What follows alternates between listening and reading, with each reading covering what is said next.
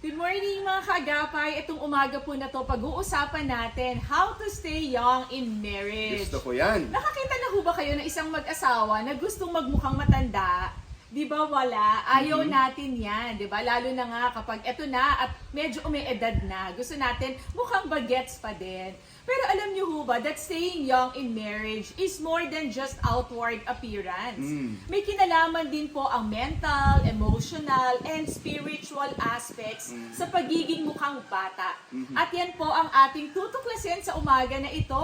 How can we stay young in marriage? Yes, honey, liwanagin lang natin ng kaunti, no? Well, to grow old together, lahat tayong mga couples, We all look forward to we that. all look forward to that. Yes. Natatanda tayong Sabay. sabay, hindi ba? Merong isang kanta, di ba? Kahit maputi na ang buhok ko, and we love that song.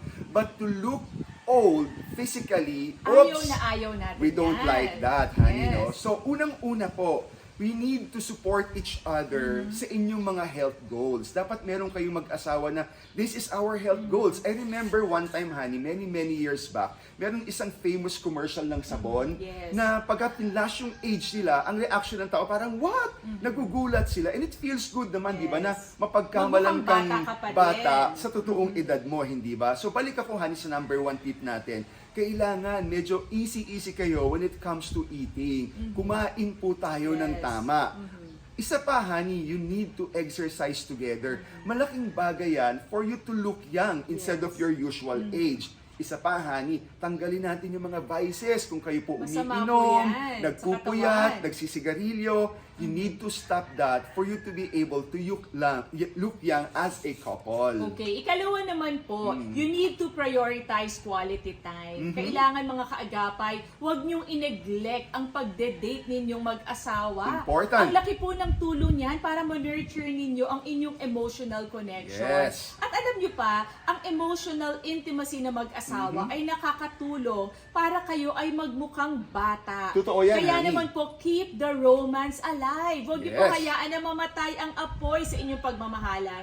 And this is the kind of intimacy na napakadami pong health benefits sa inyong katawan. Tama. Ikatlo, maintain a sense of humor. Importante na kahit yung maliliit na bagay, ay nagtatawanan kayo. Halimbawa, meron kayong pinapanood na isang movie at nakakatawa naman talaga. Let it out. Tumawa kayo, hindi ba? Mahirap naman po kasi yung mag-asawa na sobrang seryoso at stiff. Yes. Isa pa, honey, alam mo ba that laughing together is a powerful way of reducing stress. Yes. Nakakabawas po ng inyong mga stress sa buhay.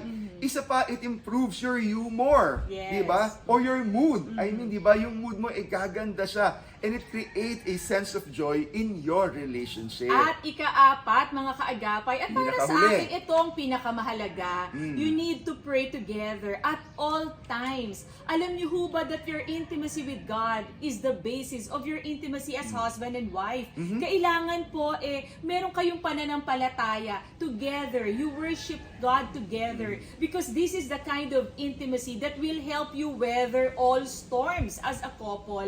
At alam naman po natin na kapag tayo mag-asawa ay nagtutulungan sa mga pagsubok sa buhay, mas madali nating nasusolve ang problema. Mas Right. madali po nating nakakamtan ang ating kasagutan when we pray together as a couple. It can be a natural law, natatanda tayo. Yes. Pero tandaan po natin that aging in marriage is just a number and a natural part of life. Ang mahalaga po is we enjoy each other through the stages of life. Lagi po nating tandaan ng mag-asawang sabay manalangin. Na pagtatagumpayan lahat ng suliranin. Ako po si Bong Pineda. At ako naman po si Claire para sa Happy Bahay. Happy buhay!